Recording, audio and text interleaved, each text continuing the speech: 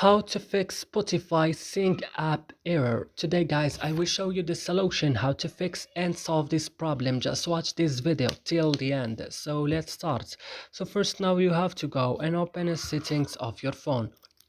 After this, go directly to apps or applications. Here, as you can see, we found all the applications that you have on your phone, so you will search just for Spotify.